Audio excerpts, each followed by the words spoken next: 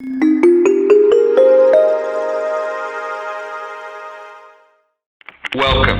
You're tuned into Life is a Sacred Journey.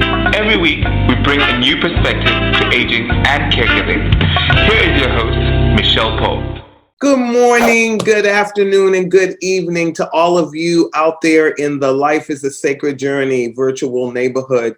I am your host of Life is a Sacred Journey, Micheal Pope, and we meet every Friday morning with our tea, coffee, orange juice, whatever it is, our green juice, and we spend a half hour, sometimes an hour or less, with each other, with guests from all over the world, sharing caregiving tips, as well as just tips on how to make it through the sacred journey, health-wise and everything. We also have times when it's just me and you, and this is one of those mornings when it's just me and you. And we're pulling together, again, it's the long President's Weekend, and so traveling around the Bay Area this morning was pretty easy, I have to admit. And so welcome to Life is a Sacred Journey. Please hit the share button. Share this with everyone that you can. Let's share the good news about people coming together in a positive and fruitful way. I want to share with you yesterday that I had the opportunity, two things happened for me yesterday. The first thing that happened and why we're going to be talking about COVID this morning is I had my Wednesday, I had my second vaccine shot. And so I want to talk about that and how I've been feeling with the second shot, because it is a little different than the first one. And then I want to go over what I have learned, or my staff and I have learned through the great work of the California Association of Adult Day Services. Every week they pull together in partnership with the Department of Health, Department of Aging, and ALE is a part of the CADS family. And this was a meeting that was, or webinar, that was held yesterday and funded by the Archstone Foundation. So there was some great information in there about the tiers, when the shots are available, all of that. So I'm going to go over all of that, but I am going to tell you how I've been feeling. And then we're going to talk a little bit about sleep, because I've learned some incredible things, and I'm going to keep sharing my sleep diary with you, just to give you a feel for, how important sleep is. And again, maybe we can get on this journey together to get more fruitful sleep. This weekend, I'm sharing my heart with you. So happy Valentine's Day to all of my Valentines out there. I wore my sweater today. Some of you are familiar with it because it's a sweater that I usually wear when I'm hosting and facilitating women's spiritual retreats. And so I'm very excited to be wearing my heart sweater. I don't get to wear it. I wear it once a year because I realized when I was wearing it a lot and washing it, my red was getting fadey. So I'm only going to wear it once a year now, but that's good. We should have seasonal, we should have seasonal holiday clothing too, says Micheal Pope. Sometimes in my head, I laugh at myself. I told you guys that I laugh at myself all the time. But let's get into our topics today. And so thank you again. I hope you all are well out there. And if you're joining us for the first time, this is Life is a Sacred Journey, and you have joined a community of people from all over the world who just want to learn about caregiving. And I had a thought in the car this morning. What if we all realized that we were caregivers, whether we're caring for somebody in that moment and phase of our life or not? What if we looked at each other as someone that we should care for, in our language, in our tone of voice, in the way we walk with people? What if we did that? And so that is going to be, I think, my sort of hypothesis for Life is a Sacred Journey. Yes, Life is a Sacred Journey is about bringing in experts to teach us how they have observed or gone through caregiving with a loved one that's been ill or elderly parent. But at the end of the day, what if we thought bigger than that construct and thought that we were all caregivers of each other? So that meant when I came out of my house, that I would have to come out with my best self at all times. The person that would look at another person with love, regardless of their political beliefs, the color of their skin, their sexual orientation, all of the isms. What if we thought of that as caregiving as well?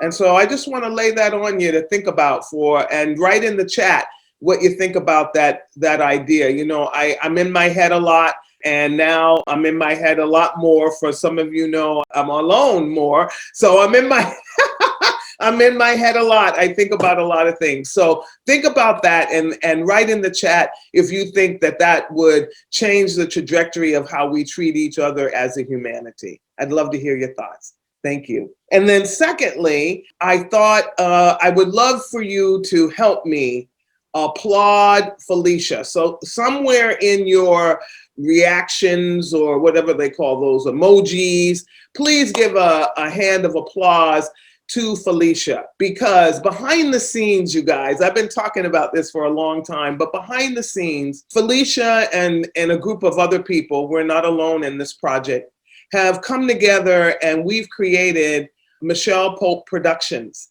We are so excited, and in Micheal Pope Productions, there will be books, there will be women's retreats, spiritual retreats, opportunities for that.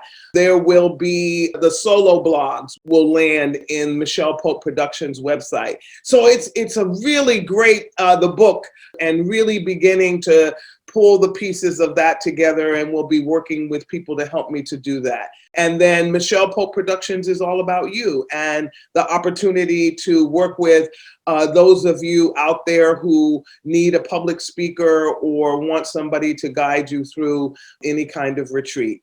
I'm excited. I'm excited. So a round of applause to Felicia, my friend, my producer, and the angel that was sent to me from above to help me dream bigger than I wanted to and to bring it to a reality. So if you have an opportunity, I think I can clap our hands for Felicia.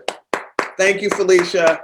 I really appreciate you. And to her family in Moldova who are watching this, you seeded a phenomenal human being. Thank you for letting her walk with me during this time on my sacred journey. So a round of applause. Thank you, Felicia. So now I want to get into the COVID vaccine. I'm going to start with my experience. So I had the Moderna vaccine, and I had my first shot a while back, right? I showed you my card, and I actually forgot to take my card when I went the second time. And so they had to make me a new one. But now I have my full card. My first vaccine shot was on January 13th, and my second vaccine shot was on February 10th. The first shot was a breeze. It was a breeze. I had the shot. They put it in my left arm because that's my non-dominant arm. It hurt. And I felt it because I've been working out. I bought a punching bag just for upper body strength. And so I've been working out, and it hurt miserably. So, but nothing else, no other symptoms, nothing else.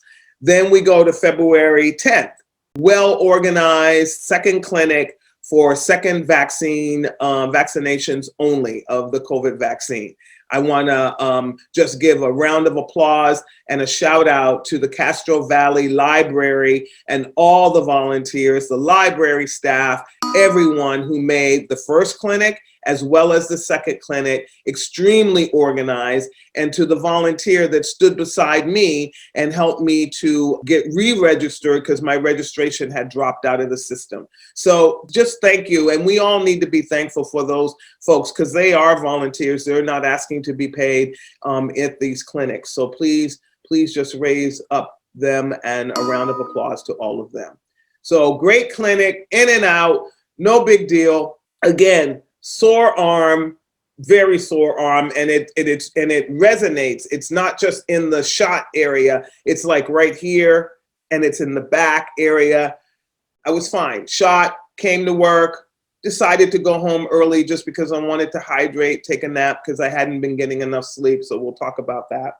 Then yesterday, I hit a wall, and it was a wall of just extreme tiredness. Just, oh my gosh, So coupled with not getting any sleep, one of the side effects side effects of the second vaccination and sometimes with the first, but it didn't happen for me for the first. And research is showing that usually you'll have a reaction with one or the other, or if you're highly sensitive, you may have a reaction with both, which I've had staff people have really bad reactions, nausea without vomiting and things like that. Okay. Yesterday, I hit a wall. I got so tired. Driving in, I was so tired and I thought, okay, am I coming down with something? And then, of course, I went back and read again that is one of the sort of after effects, not for everybody, but that happened for me. And I'm still feeling that way. I'm still feeling tired. I had a hard time getting into deep sleep last night, and I'm still feeling tired. My arm is sore, and that's getting on my nerves because, I'm a physical person, and so that's getting on my nerves. But for the most part, I have to say, I have come through the COVID vaccine without any major symptoms. And I will continue to share with you if I think I am having symptoms. I will be honest with you and tell you, and I think I told you this last week, I am on a 20-day fast. I am doing the 20-day de-herbs cleansing fast. And so I am on a fast. So I can tell that I'm expelling what I need to expel. My system kind of went into a overload shock. It's like, what is this? What are you doing? We don't need this. Our immune system is fine. We got you. But, again, you have to know your body and then know when it's reacting to something weirdly. And I know that it's making me tired. I know that I'm sore and achy, but other than that, I have no other symptoms. And again, I'm not going to tell you that you need to go and get the vaccine. And I'm going to tell you why. Because I do think it's a personal choice. I know that as a humanity, we all need to get the vaccine. We do. I know that. But I don't think I have a right to say to anybody. And I think that's where we get all life really twisted, when we start telling people what to do instead of advising them and giving them the information that they need to make the best decision for them. And so the best decision for Micheal Pope, after much prayer, discernment, deep breaths, and just putting, my hand in the higher power, because I was afraid to take the vaccine. I'm copping to it. I'm sending it out there for all those healthcare professionals who think it's a slam dunk for everybody to go just get the vaccine and are not giving enough time to those folks that really are living in fear of the vaccine and the system that is administering it. We need to take time to understand the people that we serve. And I think we talked a little bit about that last week. So that's where I am with the COVID vaccine. I'm drinking a lot of water. I'm fasting. I'm drinking a lot of juice. I'm taking 7 bottles of vitamins. And so that's what I was trying to explain to you when I was talking about fasting a week ago or last week, a week ago, because we were with Wanda. Thank you, Wanda, for visiting us last week. That I take vitamins and minerals because I'm on a raw food diet. And when you're on a raw food diet, you don't get as many minerals and things that you need. So there's certain things that you have to do in order to ensure that you don't just crash and burn in your whole little body. Take care of yourself, dear ones. I still have to wear a mask. What I was told is I still have the capability of transmitting COVID. That now I have a 10-day window until the second vaccine actually kicks in and does what the second vaccine is supposed to do. But I will keep you abreast of my symptoms or lack of symptoms or how I'm feeling as we move forward. And, I hope whatever information I give you helps you to discern what's the best choice for you. Okay? All right. So I'm going to talk about the COVID vaccine and what's happening in the state of California, and many states mirror what we are doing, but not all. So if you're watching in another country or you're watching in another state, please go to your Department of Public Health website and figure out where you are in the tiers and the phases. The language is the same, but it may be very different for you. As well as in California, realize that your county may be doing something very different than the whole entire state. And this comes in when we're talking about opening different places like schools and faith-based buildings and all of that. And so there's more to it than having permission to open up. That, there's so many steps. I have become a COVID czar over here at Alzheimer's Services of the East Bay, keeping all of my patients or participants and my staff safe. And the reality is it has cost us a lot of money to do that.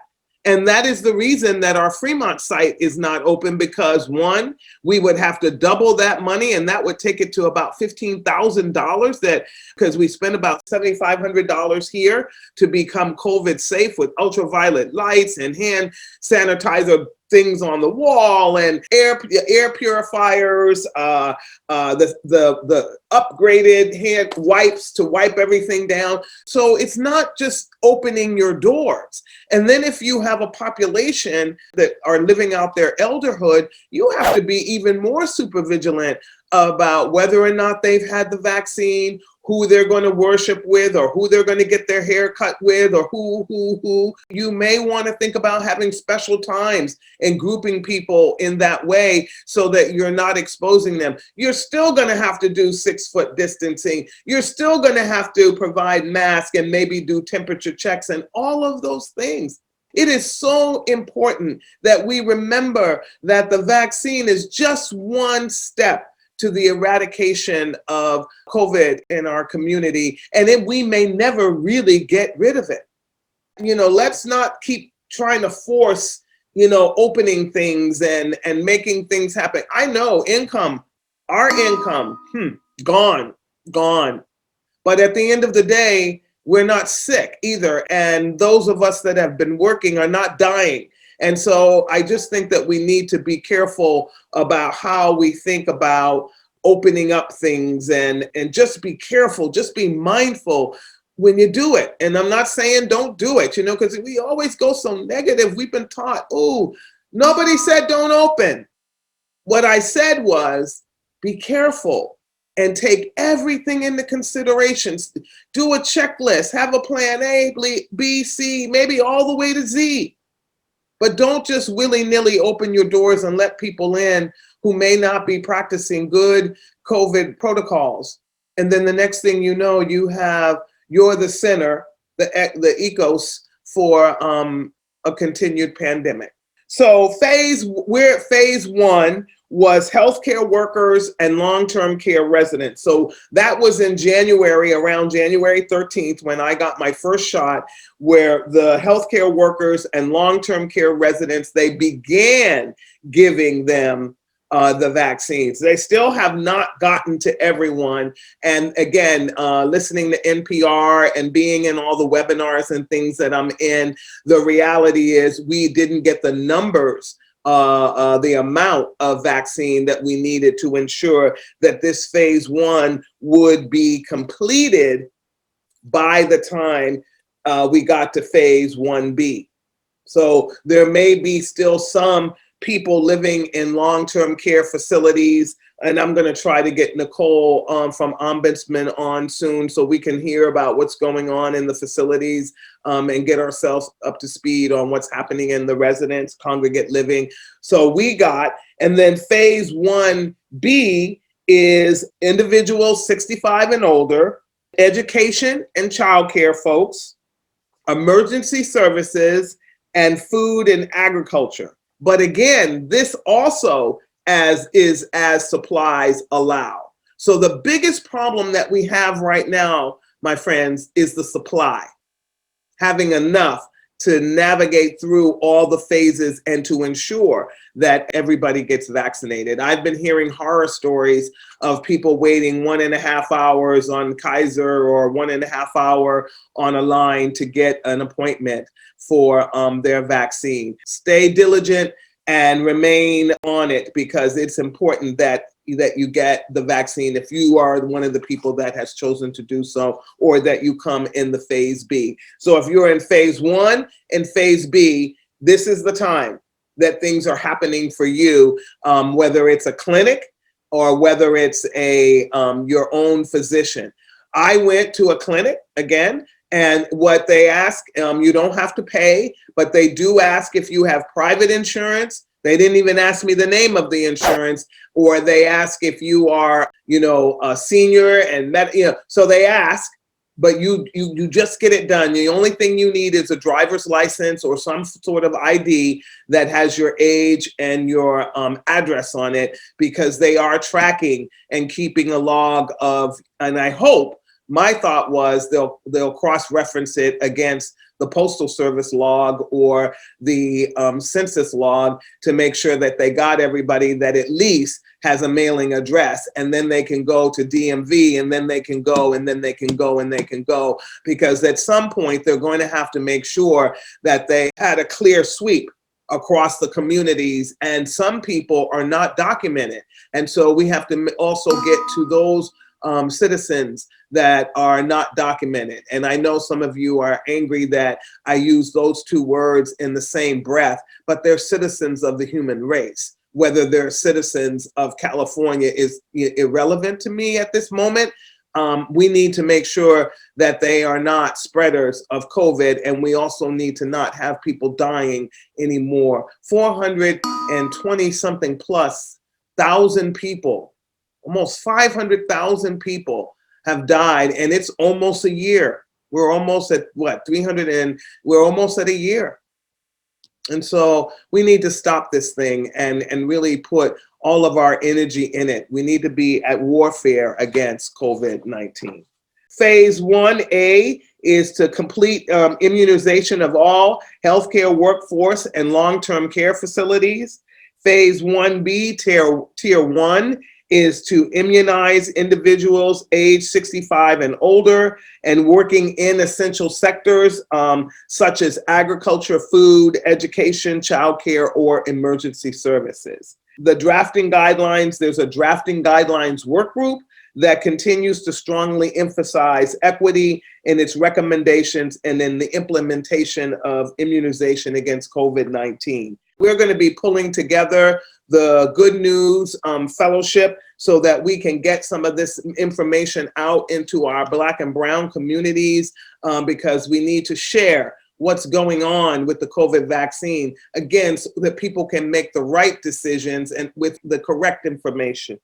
In response to the drafting guidelines, the next group will include, but it won't be sort of limited to, I want to make sure I'm on the right place, yes, is the individuals 16 to 64 with underlying serious medical conditions or disabilities that increase their risk of developing severe COVID. So that means people with asthma, COPD. They're going to go further down the human grading that we grade our age by year. So they're going to go down to 16, down to that age, and up through 64 with underlying conditions. So if you have COPD, heart disease, high blood pressure, diabetes, any of those underlying conditions that weaken the immune system, make you more susceptible to COVID, those folks will be next. It's crucial in immunizing residents and also correctional facilities and homeless shelters. So they will come after that group as well. They got to get into those correctional facilities and homeless places. It's rampant in many of our correctional facilities. And so we really want to make sure that we're doing a good job at getting the information out so that people know. And if you have family members or friends that are incarcerated or living in, or folks that you serve that are incarcerated and in homeless shelters or unsheltered shelters, then let them know that their phase is forthcoming, and now it is about supply. Okay, it is about supply. So I want to also go into the fact that I understood this week that really our immune system is really what we're trying to keep healthy. And those of us that have asthma or other things, our immune systems are compromised by that chronic disease. And so there are things that we can do to really strengthen our immune system. And one of those things is sleep. As I told you, my son gave me this Fitbit. Not this, this is the Fitbit. he gave it to me because, I wanted to get fit, and this was a while back, and they have upgraded it, and now I have it not just to make sure that I do my 10,000 steps a day, if not more. I try to do more. The 10,000 is the minimal to health, and that's usually 30 minutes. Actually, if you walk 30 minutes, you usually are going to put in almost 10,000, if not 10,000 steps. So that's where that comes from. But it also monitors my sleep. And one of the things that has been happening now that I've activated the sleep mode, which I didn't, and I don't have to pay for this. You can pay for it for Fitbit to follow it and then analyze it and give you bigger reports than what I get. But I want to share something with you because I did not realize how I didn't realize that I am not sleeping, and until I started tracking this thing on the Fitbit. So last night, for example, I went to bed at 10:04, pretty late. I had a late meeting that went over, and I still didn't finish everything. I was reading emails that I didn't get to all day. So I went to bed at 10:04, but I was awake for 59 minutes when I went to bed. So it took me 59 minutes. That's 13% of my whole sleep I spent awake in the bed. Okay, that's one. And then we go into our REM sleep, and I spent 34 minutes in REM, and I'll explain that to you in a minute. And then I spent 71%, 5 hours and 19 minutes in a light sleep, and then 33 minutes in a deep sleep. And altogether, that totaled to 6 hours and 26 minutes, and I got a score of fair. So that's because it's 70%.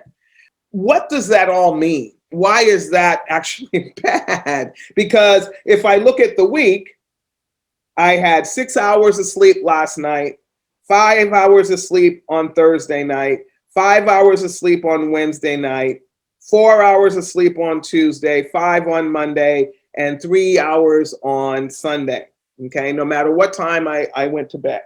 So let's talk about that a minute. And I'm going to take a little bit more time than our 30 minutes because this is important, and I'm going to be watching myself and ask you to start to do the same. I'm not saying go buy a Fitbit, but you can feel it. I can tell right now that I didn't get any sleep. I feel it. I can see it. It is right there in my face. And so let's talk about it. Light sleep is stage 1. And this is the sleep that's choppy, shallow, and it says not restful. And this is coming from Michael Grandner, doctor of the Sleep and Health Research Program at the University of Arizona in Tucson. And so he's a sleep consultant, and he's also the consultant for the Fitbit, okay?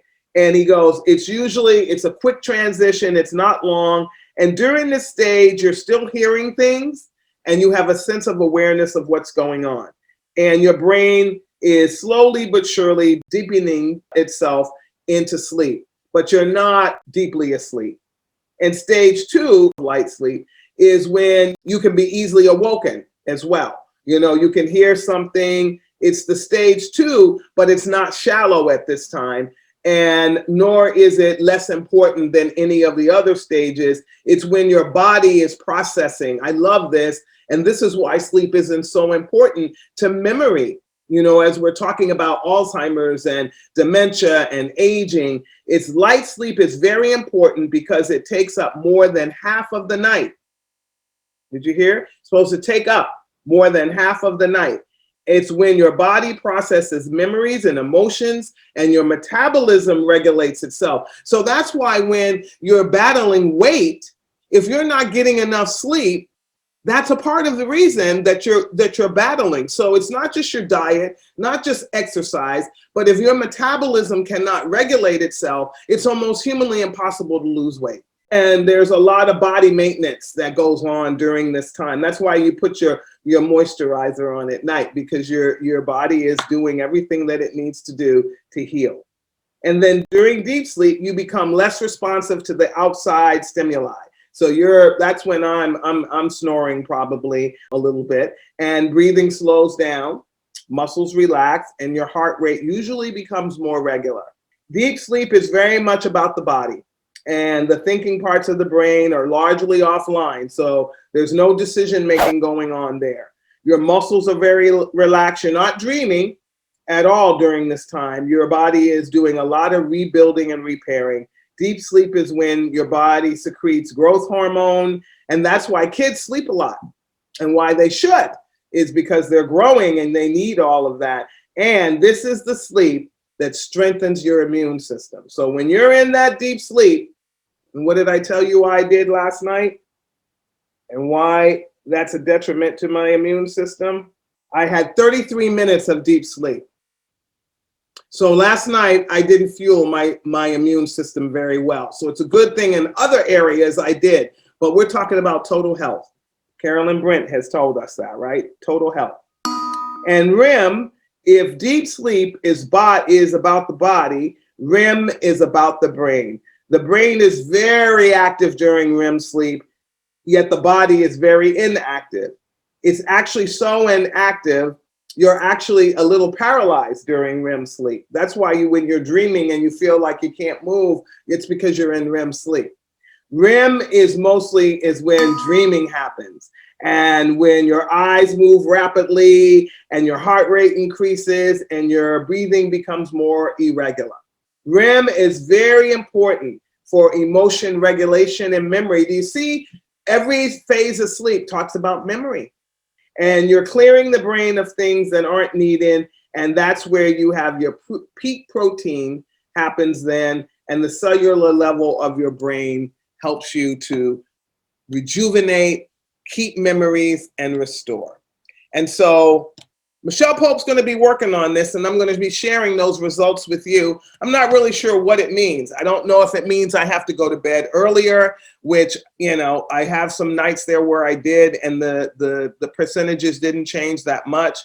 I think I may have to give up coffee because it's a stimulant, and maybe it's really 1 cup of coffee early in the morning, and that's it. So I'm going to have to figure it out. And I will share those results with you because I know there's somebody out there, one of you out there is going through the very same thing. And so we'll go through it together and we'll share. The last thing I want to talk about is don't underestimate the power of walking. Get a walking stick if you have to. And if you even just have to walk around the block or walk out of your house, walk up and down the hall, whatever kind of walking you need, your body can tolerate and you can tolerate physically.